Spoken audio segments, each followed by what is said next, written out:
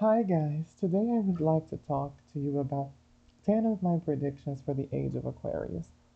As some of you may know, around November this year, right after, about a week after the United States election, we should see the beginning of that Age of Aquarius, the beginning of this, what I call the mini Age of Aquarius, from 2024 to 2044 for 20 years. So I decided to do a little prediction, 10 predictions for this time of 20 years and what I see that could happen between now and 2044.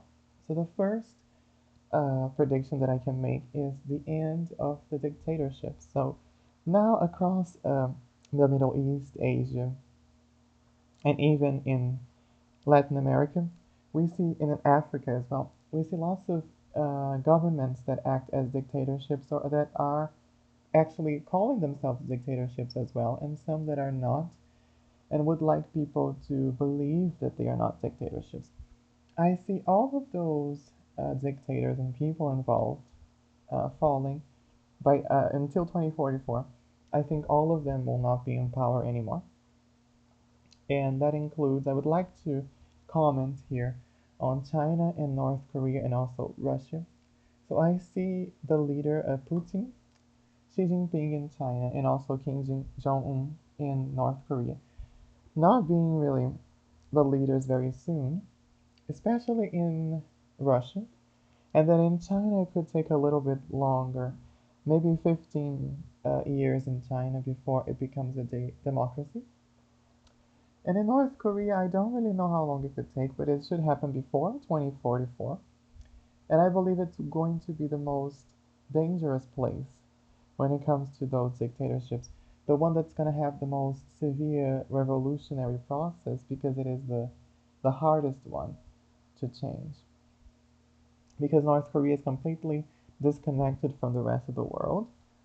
And there are almost 30 million people that live in North Korea. And imagine that all of them are completely disconnected from the world and live in this alternative reality under this regime.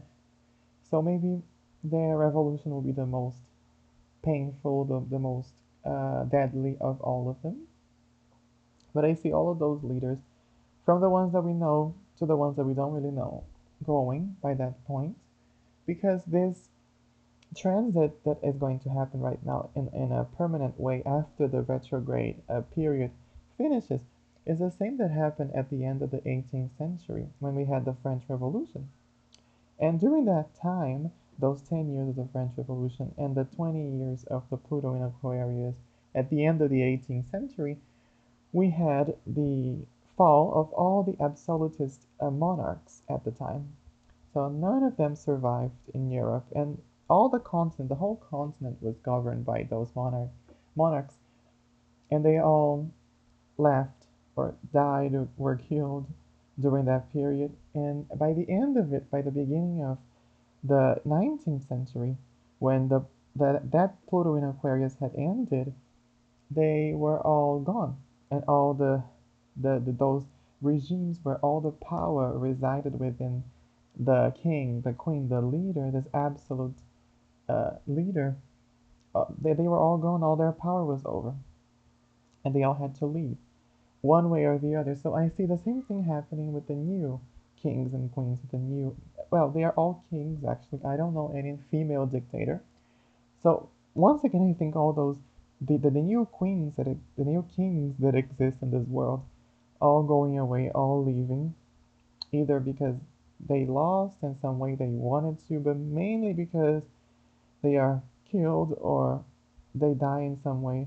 It's definitely as violent of a way out as it was the way in, because they didn't start peacefully. None of them really start that peacefully. So the same way they started, they will go as well.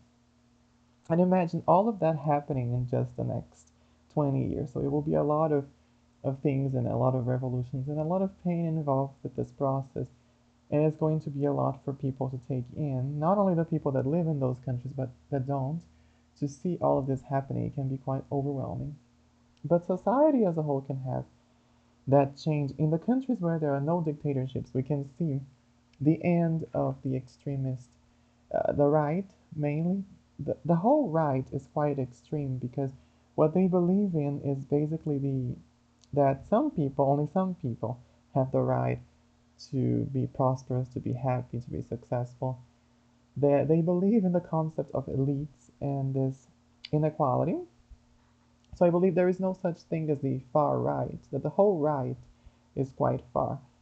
And I believe there is just an extreme left that is quite minimal, like North Korea is extreme left.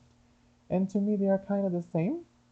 So what I think will exist is just the left, to the point that the progressive left will be the only possible answer. And the ones that remain with the old-fashioned thought and minds, they will be the minority and they won't have that much power anymore because that whole ideology can't survive for much longer. And what we are seeing now, this regression or this apparently people wanting to go back to the past, is because we are at the end of this age where it's still okay to discriminate. It's still okay to be suffering unnecessarily. It's still okay to not pay the fair salaries. But that will all end because, and then they are all very violent right now and very vocal about it because it's their last days. It's like the end of the film. It's almost like the climax where the villain is just about to die, is when he or she is the most angry, the most vocal, the most loud. And that's what's happening right now, is that they are at the end of their time, and that's why they have become so desperate and so loud. But just like in the movies, they will also lose because there is no other way to win besides love through a path of love and empathy and solidarity. So their ideology, which is completely based on discrimination and segregation, cannot exist by 2044, 2045, after this mini age of Aquarius, as I call it. So I believe in the US, for example, the Republican Party will be close to extinct at that point. I don't see more than maybe 30 people in Congress that are part of the Republican Party by that point. 40, maybe in the worst case, 50. There are over 200 right now, and I think it should be less than 50 by that point. Of course, I think there will be new parties and also a lot of candidates that are elected without a party, which is not legal in some countries, but it's legal in the US. And I think that will change in the countries where you need to have a party. You also won't have to do that because having a party is, to me, not the best choice, because the parties can lead to factions of people that want to kind of always agree, and that's not healthy. And I think it leads to people always trying to defend their party instead of the interests of the people that elected them. And I think it divides more than it brings people together.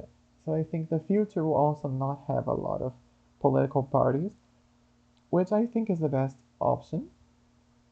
Overall, I also see a decrease in inequality, which is not going to happen easily. I think that it's going to come with a lot of fight and a lot of different battles and wars and revolutions, but I don't see a third world war and I don't see the end of the world. When it comes to nuclear weapons being used, I also don't think they will be. And if they happen to be used at some point, it's only local and it doesn't affect the whole world, and it's going to be just one, and then it will never be done again. Or I don't think that it's going to happen at all, but that's the worst possible case. The worst possible case is one, and that's it. Now, the next topic that I want to talk about is quantum computing, which to me is a revolution that is just around the corner. I feel like we don't even know exactly what the quantum computers will be able to do, but I think that they can model the universe in ways that will allow people to see and discover things that we don't even have any idea of. It can help with the dark energy and the dark, uh, what is it? The dark mass, the dark matter. which I think is just the other dimensions. In my opinion, the dark matter and the dark energy relate to other dimensions. They relate to beings that are in other dimensions and places that are in other dimensions. So there are about 10 different dimensions. So we can't see the dark matter and dark energy because they are other dimensions where they also have their own things, and those things have their mass and their energy. And we can't see them because we can't access those dimensions. But I believe that by 20, not by 2040, but by 2060, we should be able to see those other dimensions and finally understand where all that mass and energy is coming from.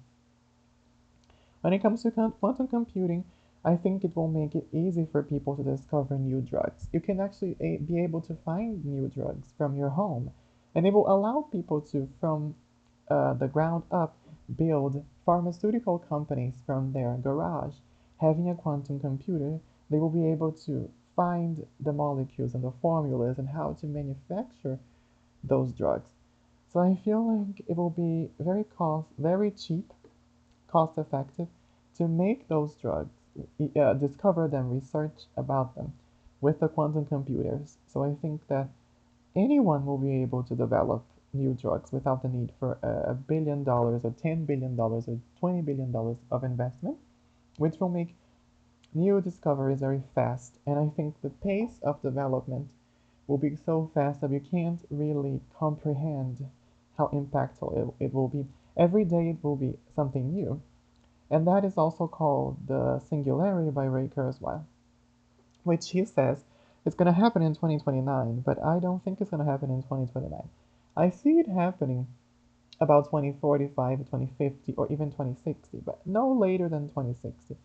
So we should see this moment when technology is evolving much faster than we can predict, and much faster than one new innovation every day. It could be faster than that. It could be every hour. And there is no way we can really predict how things are going to be in 40 years. But I think the quantum computers will have a lot to do with that, and a lot to do with how we treat ourselves and we take care of the diseases, because they will help anyone access the knowledge and develop a effective drug from their home, which seems to be quite a crazy concept, but it's possible with quantum computers. So now the next step is space travel, the next topic I want to talk about. Space travel has been undeveloped for several decades now. And I believe that by the next decade, people will finally get to Mars first, but also to the moon as well. And it could happen in this decade, right? By the end of the decade, people could go back to the moon. And then in the next decade to Mars. I see space exploration within the solar system happening with tripulated missions to several planets in the solar system. I think that space travel, what is it called, manned missions to other places, other planets will be very common at that point, which it isn't right now. And I think it will be very exciting to see what the astronauts can discover in not only the planets but the moons of the solar system. I don't think that by 2044 it will be beyond Mars, but I think that by 2060 it could already start reaching the moons of Saturn and Jupiter, for example. The goal is ultimately by 2099 or 2100 reaching another solar system, which could be possible depending on how fast technology evolves. And if my predictions are correct, they will evolve fast enough to develop the technology for that. We just need the resources and the willpower, the governments coming together to make that decision. But the technology is not here yet, but it will be at that point. And Elon Musk may have something to do with it. As much as I dislike what he's doing now, he's putting his own interests ahead of everything. He's mimicking Trump in that way because he is. I don't believe he's dumb at all. Because someone who's actually dumb wouldn't be able to uh, build the companies that he did. But I think that he is stupid enough to say whatever he needs to say to get what he wants. And right now, what I think he wants is deregulation. He wants to do whatever he wants. with the development of AI, for example, and he wants to have a lot of control over the government and how it can restrict his development and the companies that he owns. The development of those technologies can be regulated and restricted a bit much for him, and he doesn't want that to happen. So to me, it's more about his own interests, and because he wants some of those things to be, some of the regulations to go away and no new regulations to be enforced, he definitely will do everything he can to prevent uh, Kamala from winning because he wants Trump, because Trump is, at this point, I think, going to do everything he wants if he wins. And that's exactly what he wants. He wants someone that he can control so that his companies can thrive without any limitations and without any restrictions, which I don't think it's healthy. We should never develop anything without the oversight of people who actually care about the safety and the limits. So it's important for companies to also put uh, equality, to put the future of the planet first before profits. And right now, all that matters is how much profit you can make. And that's not going to be possible after the Age of Aquarius. This period of 20 years, I think we will see the end of this kind of obsession over profit and putting it over everything. It's the most important thing. The most important thing for most companies is the most important aspect. They don't care that much about anything else, just how much money they can make or they can save. So really, that logic, that model must end and will end before that time frame. Yeah, until the end of the 2040s, or by the middle of the 2040s, it should be gone, which is very good. And also, the stock market needs to change because this is all because of the stock market. This need for profit is more, it's also about, greed, but it's also about the stock markets and how important they are to a company being successful or not. And that needs to change. I see the stock market maybe not existing by 2040 or 2050, not really there anymore, or in a different way, it doesn't value profits as much as it does now, or that values more the innovations that the companies are making and the technology they are developing rather than how much money they are making off of it. Because so many companies are developing cutting edge technology, but because they're not turning a lot of profit, they're not as successful. So I think either the stock market goes or it changes its perspective from profit to innovation, from profit to technology instead, and how really relevant and uh, beneficial a company and or a product is to the world. Seeing it through the lenses of a more equal view and empathic view of caring more about how much a company can contribute to the world instead of how much money it's making at the bottom line. As the bottom line. The next topic is AI. We are talking about Elon and technology, and now I see I'm going to talk about AI. So I think that it's going to continue to develop very quickly. I don't see where it's going to go that much, but I think that in the next 5 to 10 years, all of its little imperfections should be gone. And I think that it's going to become basically perfect when it comes to creating images, audio, videos, uh, answers, everything. Is going to get to a point where it's pretty much perfect. And I see that when it comes to the next step, which I think is a really impressive, I'm not really impressed by AI that much. I think that it's very basic, very trivial to make videos out of prompts. I think that's a very primitive technology. Honestly, it's something that we should have been doing for a long time because it's just the way to go. It's just what we should be doing forever. I always thought it was possible to do that, so it's really weird that it's been taking so long to make something so simple. And I think that the real advantage here, the real innovation is artificial general intelligence. It's really almost like a being, almost like a sentient being that can be smarter than us. And that really doesn't make those mistakes. And that really is more complex than just the codes. It's almost as if it's alive. And it can walk side by side with us, as the robots in the sci fi films. something that can really go beyond just the simplicity of the current models. And I think that would happen in 2060, around 2060 is when we can see really an AI that will impress all of us because that's when we won't be able to really distinguish it from people.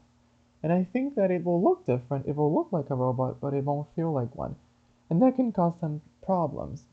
It's always very difficult to deal with something that is different. And I always tell people that they should embrace the different and embrace the diversity. And I think that will be the mantra for now, from now on. And with the AIs and the robots looking different but feeling human, I think it will be too difficult for some people to handle that. But ultimately, they will really help people and they will be like companions and also all knowing machines. They will allow us to advance further and find new discoveries that we wouldn't be able to do with the technology that we have today. And as much as AI can impress some people, I feel like this new AI, what is it, artificial general intelligence model or robot will really be the most advanced technology we will make until then. But maybe the spaceships using some kind of antimatter or fusion technology reactions may be even more impressive than that. And I would like to talk about the space travel again regarding the spaceships. Talking about fusion, fusion is a reaction that happens where with the sun. The sun is just this huge fusion reactor, and it produces energy that is able to reach all over the solar system and beyond. The light that comes from it can lighten up millions and millions of billions of kilometers across the universe. But it's very hard to replicate that here. But it's the energy that moves the universe, it's the energy that makes all of us. So I think it's inevitable that we should develop that. And ultimately we can use it as well for space travel, accelerating up to 2% of the speed of light, at least, will be able to make us reach the whole solar system with relative ease. And I think it will make space travel to from Earth to Pluto very easy, very quick, compared to what we have today, which is impossible to do. But for us to reach the other solar systems, we need to push forward with the antimatter first. I think that that's the best candidate we have is the antimatter, or even a combination of antimatter and fusion. Antimatter is the most explosive combination. If 1 gram of antimatter reaches 1 gram of matter, they can react and create an explosion larger than any atomic bomb or the whole arsenal that we have of atomic nuclear bombs at the same time is not going to be as powerful as the antimatter explosion. But the antimatter cannot enter in contact with, cannot be in contact with the matter, so it needs to kind of fluctuate in a perfect vacuum. So it's very difficult to do that, to make sure that the antimatter doesn't touch any matter. It needs to be a perfect vacuum, and the antimatter needs to be reacting in very small quantities inside of it with the matter. And while it's fluctuating, while it's by an electromagnetic, is in an electric magnetic field, so that it doesn't really touch anything. But it can accelerate to the speed of 60% of the speed of light, which is, or even more, which is, I mean, much better than what we have with the fusion, and can allow us to reach other solar systems, especially because the explosion will be happening outside of the Earth. So even if it's a major engine that creates a huge explosion every time it moves, it fires the antimatter with the matter, it's still not going to destroy anything in it. There is a lot of empty space in the universe, so it will be quite safe in that regard. But if something bad happens, something wrong happens, it could blow up very easily the whole spaceship. And fusion doesn't do that because if the reaction, if something goes wrong with the reaction, it just stops.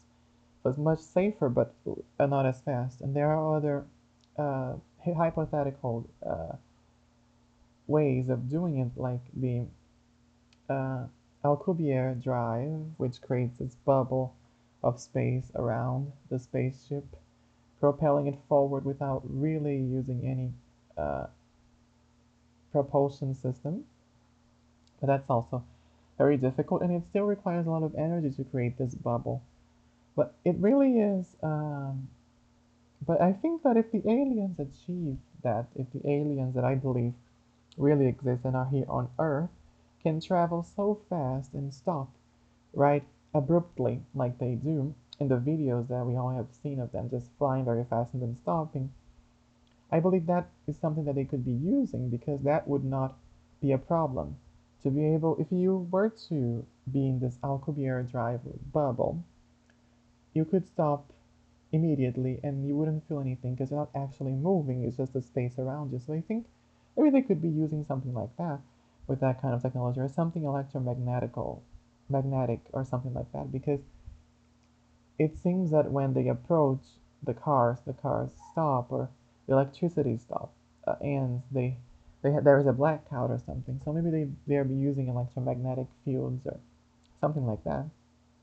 But what they're doing is working and it's allowing them to travel all over the universe and stop and move forward with accelerations that would kill any biological creature.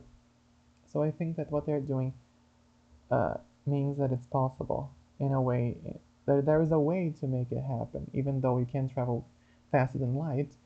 Although some people believe that it's possible to go beyond light, that the energy of thoughts, for example, can travel faster, and that it's possible to somehow go faster than light. The next topic is health. So I think that a good thing that will happen in the next 20 years is health becoming cheaper and more accessible, so that everyone can have the treatments they need and everyone can have the tests they need, even from their home. They can get checked with some kind of device that can really see how they are feeling today and how their uh, organism is working and do their blood tests and everything. So every day you can get checked with a machine and health becomes more widespread and it's not as expensive as it used to be. And also you can kind of treat the diseases better and maybe there will be a cure for almost all the problems, all the diseases by 2040 or 2050. Maybe not, maybe it could take a bit longer, but there will be a moment when I think within this century all the diseases will be cured and then the life expectancy grows significantly for everyone because there is this whole topic about inequality. You can't really move forward if there is inequality. So with the inequality going away, there is an explosion of the energy of people and the possibilities and the dreams that can come true from removing this barrier of inequality and poverty. So it really expands the possibilities for everyone. And I believe it will be possible to make human pieces, pieces of the body from in a lab, so that people don't have to use some kind of uh, metal plastic leg. They can use an organic leg created in a lab. Also, organic meat, it will become a thing. The real organic meat that is made out of tissue from the animals, but they don't have to be killed. The tissue will be replicated in the lab, and they will create structures and create meat out of the stem cells of the animals. So I think it will stop the killing of animals, which also makes the Earth's frequency higher, makes people feel better. And at the same time that it's preventing the killing of animals, it's creating real meat for everyone to eat without the cruelty and also without the need for more land and more deforestation. And then I think the planet will be much healthier. When it comes to the environment, I see things getting better later. I think initially they will get worse. There will be more extreme events, environmental events happening until about 2050 or 2060 when there is the start of a mass uh, carbon sequestration, removal from the atmosphere, and then the Earth's temperature should start dropping a little bit instead of rising because the carbon will be removed from the atmosphere and it will make things better. But until then, there will be some more extreme events every year. And fusion has a lot to do with it. I think that a good thing that will happen is right now the world is dependent on oil, and that gives a lot of power to the Middle East. And as we know, the Middle East is dominated by some of the worst people in the world, not the general population, but the governments and the leaders. Not really the everyday person, but those dictators. Some of the worst dictators are in the Middle East. Some of the worst people at the government in the government are at the Middle East, in the Middle East government. So it's definitely one of the most uh, extreme places to be. You know, the women don't have enough rights. The gays are killed, and overall, it's just a very bad place to live in. Not because of the people. I think the people are warm, they're great. But sadly, just like the Chinese, the government is really bad. And I think it's the worst over in the Middle East. So they have too much power. And that's why, and because of oil. And when oil goes away, when people stop using it because they're going to start using fusion by the 2050s, they lose a lot of power. And with that, we can have a revolution where the people overthrow the government, the people take over, and when they take over, the whole subcontinent there can be become a democracy. All the countries can become democratic, and then they will be better, and they will have the rights and the freedoms they deserve, and all those greedy dictators will be gone. So I think it will be a moment of liberation for the Middle East because, as it's just like what happened with the Soviet Union. When it started losing the money and the resources that it had, it started to collapse from within, is when it ended. And I think that the subcontinent of the Middle East will collapse from within when their power goes away because oil is no longer relevant. And the people of the Middle East will be free from those dictators, just like the people of China will be free and the people of Russia. Of course, there are some bad people in the world that agree with the dictators and that follow the dictators and would vote for them in an election, for example, if they had one. But I believe that most people want the freedom and to be able to be who they want and do what they want and be love who they love and be what they love to be. So I think that ultimately they will win, that side will win, and the dictators will lose. And a lot of that has to do with they not really having as much power as they do today because oil won't be as relevant as it is now. And with Russia and China becoming democracies truly, North Korea will also maybe collapse from within because they won't have any more allies to support them with their regime. Their criminal regime won't have any more support. And that's what happened. It's a very similar thing with the Soviet Union, but with different countries in a different time. It's very similar to that. And I think that's how it's going to end one way or the other. And if China continues to work on bioweapons, at some point they will end up developing something very dangerous that will get them out of power either way. So I don't know what's going to happen, but they need to stop with the bioweapons program. Whoever is doing that, developing that, needs to stop that. If the US is developing, it needs to stop it as well. No bioweapons because COVID was kind of one bioweapon that was developed in China. So I think it's important that we don't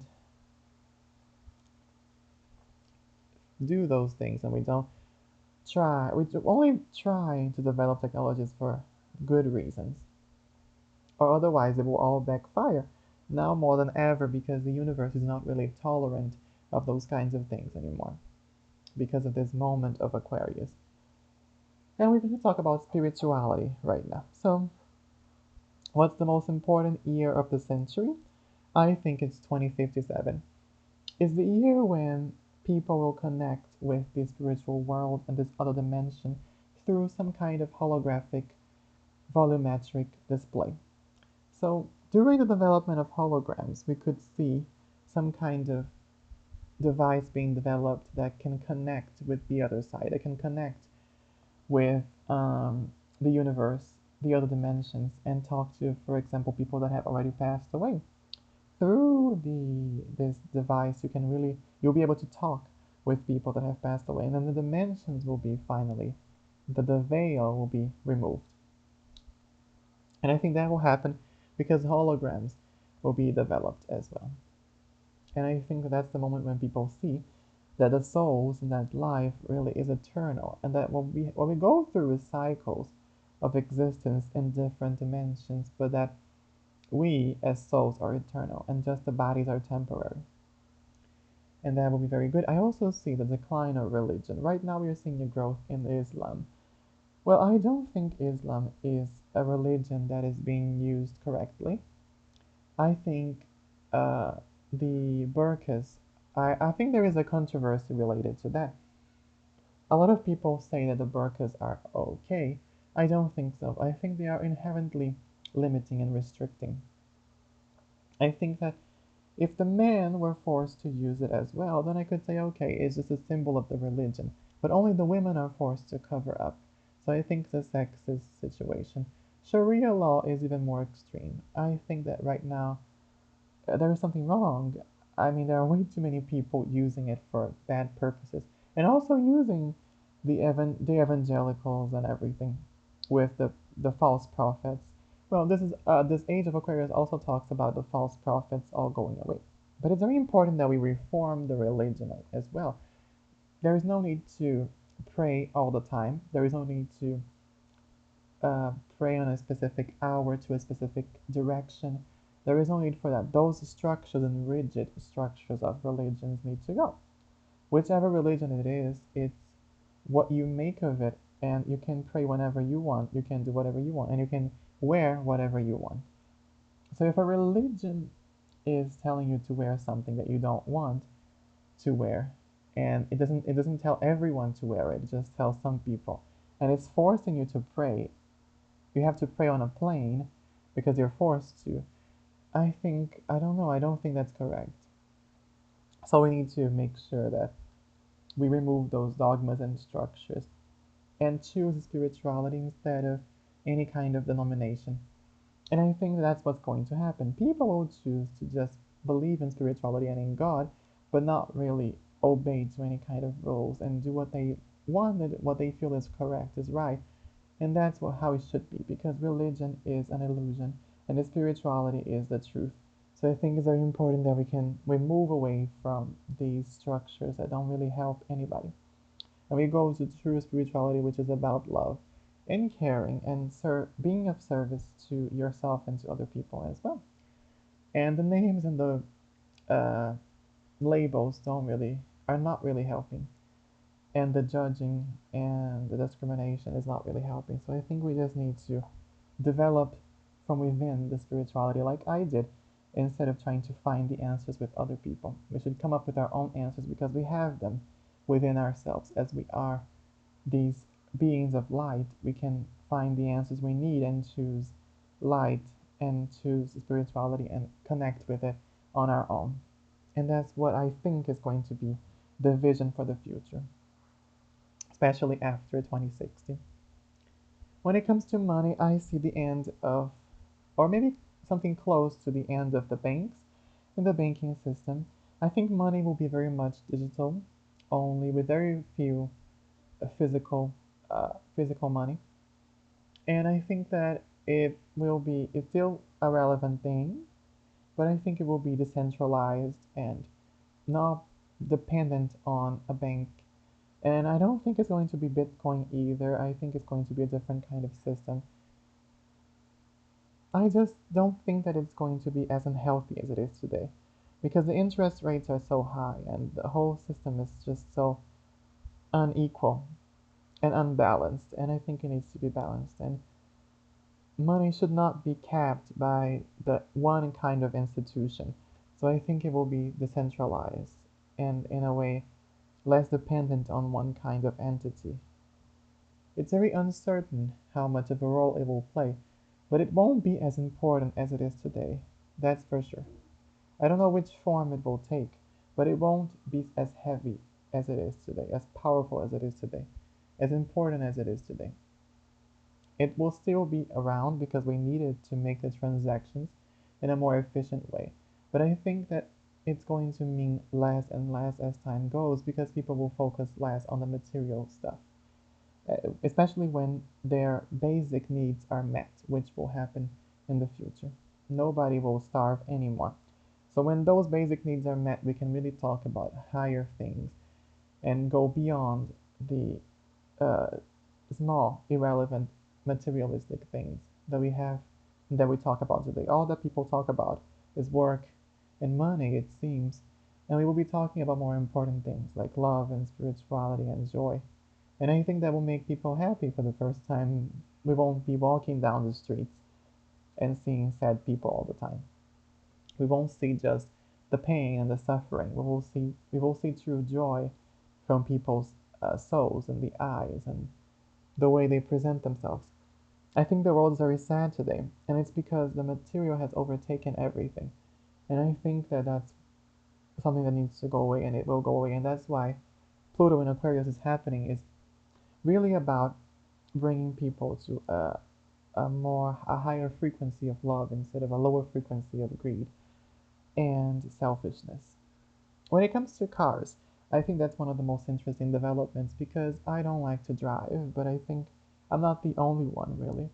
And autonomous vehicles will be the rule by 2044.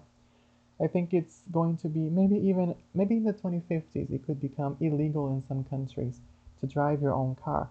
You're going to have to use the autonomous vehicles and they will drive themselves and you can't drive them on your own.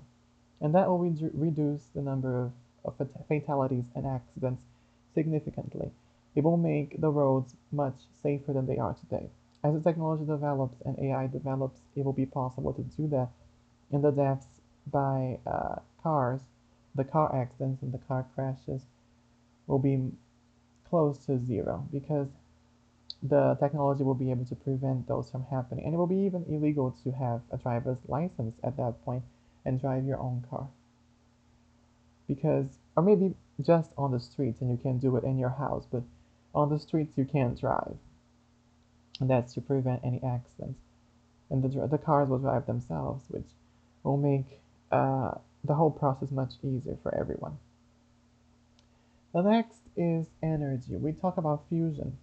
There is this great project happening in Europe called the ITER, which is to develop this nuclear reactor that works. And the goal that they have is actually in the 2040s to be able to develop the first fully functional nuclear fusion reactor that will be making a lot more energy than it's used to start the reaction. So the output needs to be greater than the input significantly, and that's not happening yet. By the 2040s, they want to develop the first successful nuclear fusion reactor. And I think that will happen. And that will be great because it will make all the countries independent. You won't have to rely so much on a different country. You won't have to uh, accept the Russian issues, what Putin wants, because you will not depend on their energy anymore. Each country will be able to make their own energy. Therefore, it will be easier to really have accountability. As I said, the Middle East doesn't have as much accountability as it needs because of the oil. So because in the future people won't be dependent on them anymore and on the Russian energy sources, they won't have to put up with it anymore. So I think that it will make things better because it's going to decentralize energy and every country will be self-sufficient when it comes to the production of energy. And I think that will make the world a much better place where each country can have accountability and they will be able to be uh, the demands can be met and the governments will be forced to obey to human rights and to international laws. Right now, there are over 60 territories and jurisdictions where being gay, for example, is illegal. And a lot of those countries are still with those laws because there is no accountability, there is no demand from the UN. The goal that they had was to end this by 2030, but it's not possible. They don't have enough power of enforcement to really do that.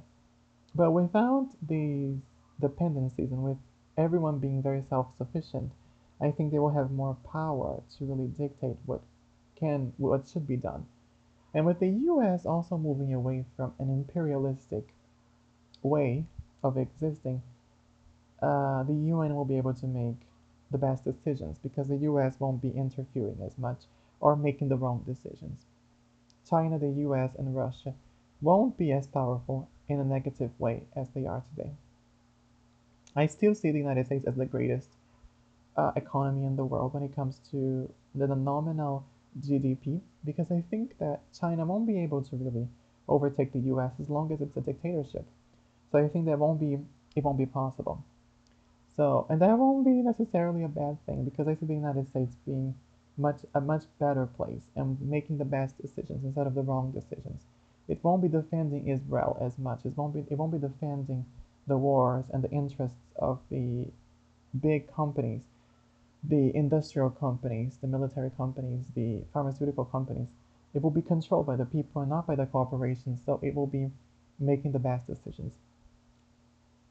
And that all is happening within the next 20 years. And for the last prediction that I have, I would like to talk about the ETs. People talk about disclosure with the UFOs and the ETs, and I think that will happen until the 2060s because I think that it's time. They are getting ready. They want to make sure that people are not going to get crazy. They're not going to go crazy, and they're not going to have there's not going to be a huge panic. And now I see that the time is getting closer and closer because the news of UFO sightings and ETs are not making as much, the aliens are not making as much the headlines as they used to. People don't care as much. And that's what they want. They want to be able to come down to the earth or come up from the ocean and really uh, disclose themselves and make sure that it's not going to hurt people or it's not going to cause a chaotic situation. And really, the less people care, the quicker they can really do this and show up really. And I believe they do. The ones that are on Earth are under the ocean. I think that that's the best place to hide, and they're probably there in the ocean. So when it's time, they will come out of the ocean and present themselves. And I think that they are going to do that when the world is at its best moment, that it's not going to be, they're not going to get destroyed or killed or blown up. So I think it's going to happen at that point. By 2060 it should happen. And I think that it will be when the world is in a better place, in a place where we all have come together and respected our differences. And the prejudice that we have today doesn't exist anymore. And that's when they can disclose themselves because then people will just embrace it and accept it. Of course, they will be shocked. We will all be shocked, but at least it will be more open to those kinds of things. As much as because I don't see prejudice existing as much in the future, and I think that's also going to help when it comes to aliens and seeing them just as another species. So I think that it will be much easier for them to do it.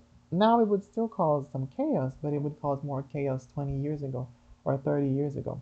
So as much as the chaos goes down, as the possibility of chaos goes down, the likelihood of them appearing goes up because they don't really want to do anything that will make things worse. They want to make things better. So those are my 10 predictions. I made more than 10 my predictions for the Age of Aquarius, for this mini Age of Aquarius. And it's really, to me, about equality, the end of inequality, and the possibilities, and the opening up of the possibilities for people to really finally be happy and do what they love. Right now, there are too many obstacles for people to achieve what they want, and those obstacles will be going away. And I also see technology evolving in unimaginable ways and faster than ever before. It will be easy. No, it won't be easy because it will be quite tumultuous. As I said, all these processes will come out of revolutions. So it'll be a very tumultuous time. But beneath the surface, you can see that what's bubbling under is a new world, is a new earth, is a new humanity. And it's really a new phase of joy and celebration that starts especially after 2060. So in the next 40 years. And at that point, it will come from a planet of challenges and pain to a planet of regeneration and renewal, a planet where the wounds will start to heal and close. And then, as I said, by the year 2200, by the 23rd century, we should be all in a happy world, in what's called a happy world, a happy orb, a place where fraternity is the rule. And I think that that's all I have to say. So it's exciting, but it's also going to be painful. And some of you may be part of the revolutions and may die in the revolutions. And it's important that you understand that that's what you wanted to do and that's what your purpose was. You were meant to be part of those revolutions and you were meant to, unfortunately, die or survive them. And it's important that we all join the fight when it's time. And it's a fight for love. It's not a fight for fear or from a feeling of fear or hate. It's a fight from love and for love. And I hope that when the time comes, we all can do what's best for each other and for ourselves and not really think about just what we want. And I hope you like this video. Thank you.